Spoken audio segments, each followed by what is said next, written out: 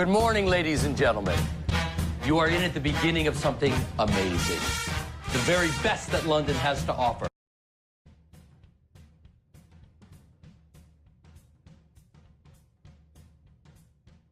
We are going to show the world how to make shopping thrilling. If we look at Selfridges' organizational structure, we will see that its owner is Galen Weston. He has been the owner since 2003, when he bought it through his family's holding company, George Weston Limited. He is also the chairman of the company, and like the rest of the board, he is highly experienced. Selfridges has around 3,000 employees, and there are 3,000 more from the branded retail concessions helping in the shop floors. So there are quite a lot of people to track up in Selfridges. I found 3 different views on how Selfridges treat their personnel. The first one comes from an employee who works in Selfridges right now, and the 2 others are from former employees. The one who works in the Selfridges right now likes it. He says there's a good atmosphere, and they always have good events in the stores. There's always something to do, and it's never boring when you came at work. And he said that the training give them good opportunities to build a customer service skills to help the customers. And all the staff is trained, so no matter where you are, you can always find help. And he also praised the staff canteen because he says that it's good. And the former employees criticize Selfridges. One of them said that the pay, the hourly pay is low, the clients are snobby, and they don't respect the employees. The other one is complaining about that it takes too long time to become an employee because there's too many interviews and other things you have to go through. He says that the communication in Selfridges is very bad, and that people like the retail manager don't know what he's doing.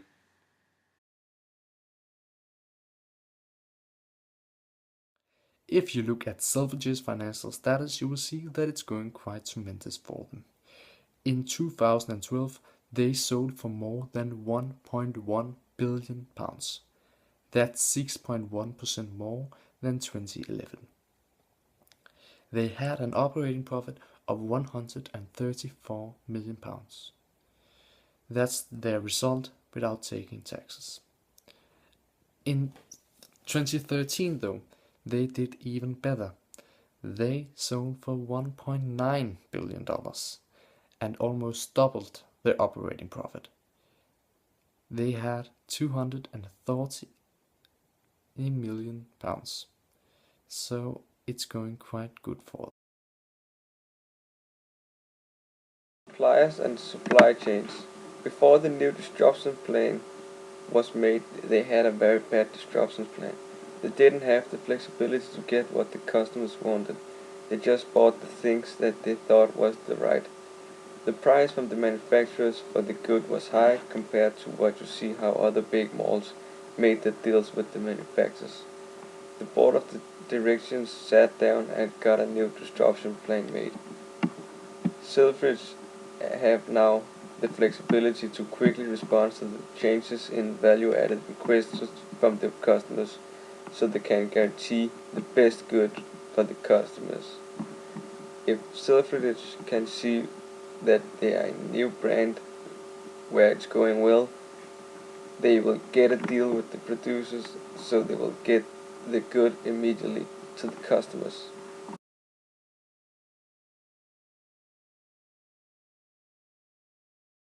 Selfridges target markets. Selfridges market is very large. They have clothes, accessories, and beauty to men, women, and children. But the clothes is still in the high end. So there are these exclusive brands like GVG, Moncler, Alexander McQueen, and Kenzo. So Selfridges try to hit so many people as possible on the market. But their prices is maybe more to people with more money on the bank account, so they have a more exclusive kind of stores.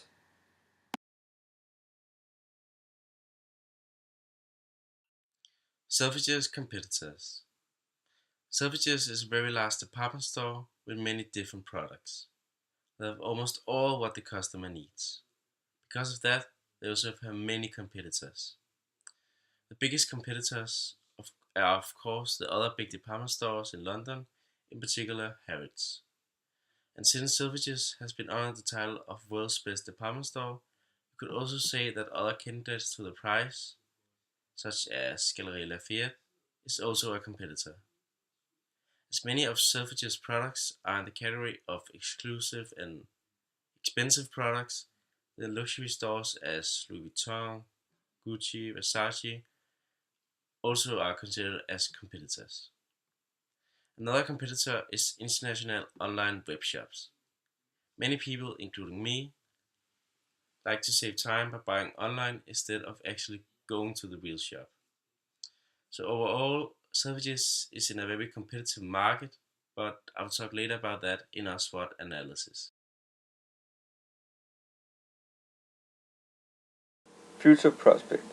Selfridges have a good future prospect because they have what people needs, and there will always be customers.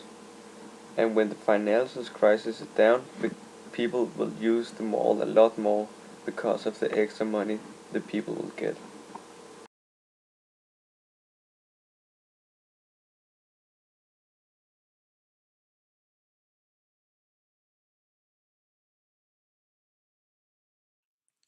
SWOT analysis of Selfridges. Internal factors. In strengths we have domestic leader. Selfridges is very popular with the British people. We also have design and architecture. They're known for their excellent indoor and outdoor designs, and their windows displays in London are very famous. Quality. They have high-end products and restaurants. Location. They have a perfect location in central London at Oxford Street, and central locations in both Manchester and Birmingham. Rooftop entertainment. They have several restaurants and bars and activities on the rooftop in London. And now to some weaknesses. They're not so popular with the tourists. They mostly go to Harrods. They only have 4 shops, one in London, 2 in Manchester and 1 in Birmingham. They have high costs because of their focus on design and architecture, and lots of employees. They have high-end products with high-end prices. External factors. Opportunities. They get a lot of free commercial because of the new television series called Mr. Selfridge, which aired in many countries.